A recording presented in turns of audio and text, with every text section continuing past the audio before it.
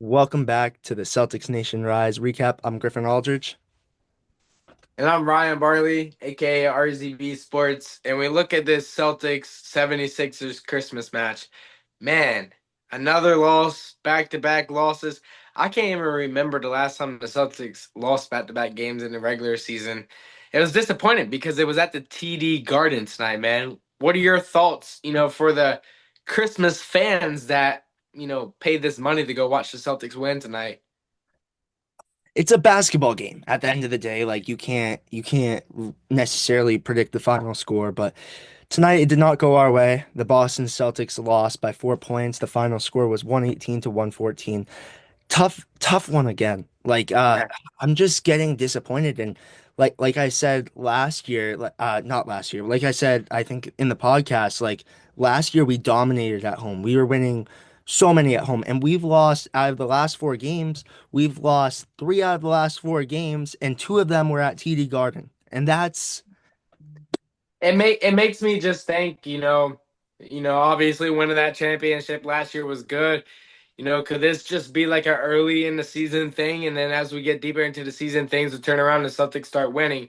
But regardless, I brought it up. The Boston Celtics, I said they were going to be playing up against the medical staff tonight, and the medical staff won. Paul George and Joel Embiid, you know, and Tyrese Maxey. Quite frankly, Tyrese Maxey went off. Joel Embiid played very confident, passing the ball around. Paul George, not too good.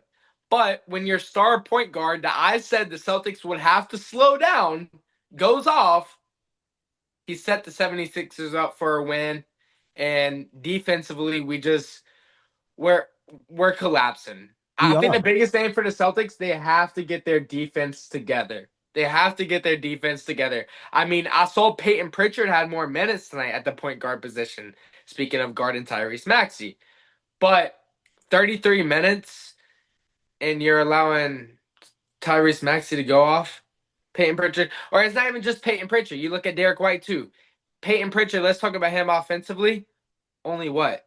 4 points. 4 points in Yeah. 33 minutes? Yeah. Come on. 33 Come on. minutes, 4 points. I mean, like you said, it's just honestly, I hate to say it, it's embarrassing, but I feel like the defense is matching up against Pritchard now better, so you can't really discredit that. But it's becoming a thing that where the Celtics with Ime Udoka, we were so dominant on defense, and Yes. now we're just average, if not below average, Yeah, maybe like flipped around, good on offense, making all these threes and then just collapsing on defense. So, we look at, the offensive numbers for the 76ers. Go over that recap for the 76ers lineup. Let's just honestly, so usually I do like the top three. And it was a great night for Maxi. Like you said, 40 minutes, 33 points, 4 rebounds, 12 assists, 3 steals, 1 block, and shot 52.3% from the field goal. Crazy. 12 is wild. Yep. And then you had Martin, who went off against us with the Oh Heat. my gosh. Speaking of Martin, how many points did he have? Go ahead. I'll let you finish. 23 points, 3 rebounds, 2 assists, 1 steal, and shot 72.7% from the field goal. And keep in mind, you know where Cody Martin is coming over from. He's coming over from the Miami Heat. And when did he And do he had When did he and do, what what team did he play, and what team did he do good against? The the Boston. Celtics in the playoffs. Yeah. So it's like, hold up. It's like every time he plays the Celtics, you don't really hear of the Martin brothers a lot in the NBA. No. They're successful basketball players, don't get me wrong. But every time that man plays the freaking Celtics, he is their most hidden secret weapon. He He is. did good tonight. He did good. Who else? The last one we'll get into, well, we gotta give credit to Yabusele. He was hitting wide open threes, 12 points, 4 rebounds, 1 assist, 1 steal, and shot 44.4% from the field goal. Former Celtic. Former Celtic. Yeah, It was it was just and rough. you even Yeah, you talk about him being a former Celtic, and you have even brought him up, but before this game, happened tonight. Hey, we need to watch this player. And at first, I was like, bro, who are you talking about? Like this guy isn't special, and obviously, he did good tonight. He He did. did good. He made the Celtics eat their own freaking food, saying, "Hey, you should have gave me a chance."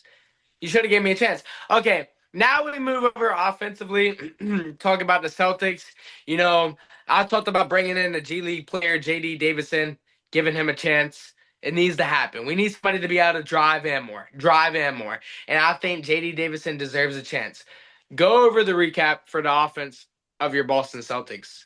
Just really quick before I do that too, I go to a lot of Maine Celtics game, and this guy's an animal on driving in like that, and that's exactly what the Boston Celtics need. That's exactly what he does.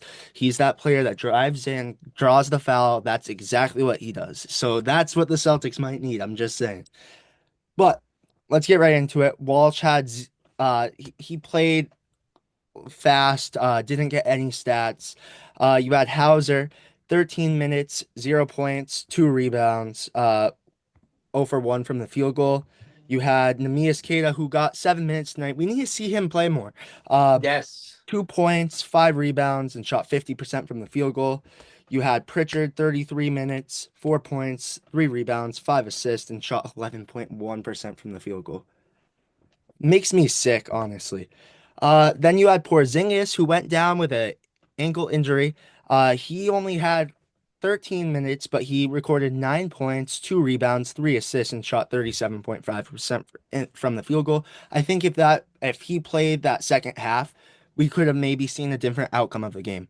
Yes, if Kristaps Porzingis had got hurt, he had 9 points in 13 minutes. I think he would have had a stellar game performance tonight. I talked about Peyton Pritchard being that lucky charm of this Christmas game going off. Obviously, it was the complete opposite. It's kind of like my parlays. When I think a player is gonna go off, they do the complete opposite. I just don't get it, man. What are your thoughts on Jason Tatum tonight? I thought he played pretty well Yeah, offensively. Tatum had a really good game, but right before we get into him, there's still a few more players. You have Mhm. Luke, 20 minutes, 6 points, 10 rebounds, 2 assists, and shot 75% from the field goal. I Okay. thought he played good. Uh, Derek White, 32 minutes, 21 points, 3 rebounds, 4 assists, and shot 53.3% from the field goal. Al was a big name tonight, too, getting a lot of work done for us. He played 33 minutes, 17 points, 4 rebounds, 2 assists, 1 block, and shot 46.2% from the field goal. And then you had Brown, who hit that clutch three at the end, but we couldn't execute and capitalize on that. But Brown played 42 minutes, 23 points, 7 rebounds, 4 assists, 2 steals, and shot 43.5% from the field goal. He turned it around in the second half. But as you were saying, Jason Tatum, he played 41 minutes, 32 points, 15 rebounds, 4 assists, 1 steal, 1 block, and shot 55% from the field goal. Played his freaking tail off, man. 15 rebounds, he said, Yeah, 15 rebounds. and 31 points. Yeah. That I 30, mean, that's a double double, yeah, regardless. yeah. Double double. He, I he mean, played, he played great, and it sucks because like he flipped it around. Like it just I don't know, man. We gotta turn this around. Like we need to play Celtics basketball again. yes. Like I said, I think the biggest takeaway from this game is that it let us know we're playing like trash right now. We Yep. remember Joel Embiid. Oh, it's not a rivalry. They always kick our tails. Tonight, we were on the opposite end of that. Joe Mazzulla, go into this locker room, give your players a wake up call. And when we head into these next two games against the Indiana Pacers, I better see a turnaround defensively. I agree. Even if we struggle a little bit offensively, I want to see a defensive battle against the Pacers. That's all I have to say. I'll let you give your final thoughts heading into next week or heading into the next matchup. Yeah, I think it's just disappointing what we've been seeing. But again, I'll get into the quarters, but doesn't really matter. They outscored us in the first 30 points, and we had 25. Then at halftime, they still had 36, and we had 33. And then you go into the third quarter again. The third quarter we played good. They had 16 points, we had 24. And then you go into the Okay. fourth quarter, again they outscored us. 36 points, we had 32. It's just like you said. our defense needs to be on point because Indiana, it's going to be high scoring games with Indiana. Their offense is just good. We know that. But we need to hit the three and we need to start playing defense because with that Yes. Indiana team, they're going to score, but we need to limit that scoring because if not, we're going to lose 2 games in a row. We're Yes, going to sir. lose, Wake up call. lose four. If we can't get this together, we're going to lose 4 games in a row. So we need to get back on defense and we need to start hitting our threes. Yes, sir. I agree. Hey, Griffin, thank you for bringing me on for the Boston Celtics Philadelphia 76ers Christmas matchup. Merry Christmas to you and your family, man. And to all the Boston natives and the Boston fans, I'm ready to get back to Boston. Merry Christmas. I'll see y'all soon. Merry Christmas. RZB Sports, Ryan Barley. I'll Thank you see for you, watching. man. Peace.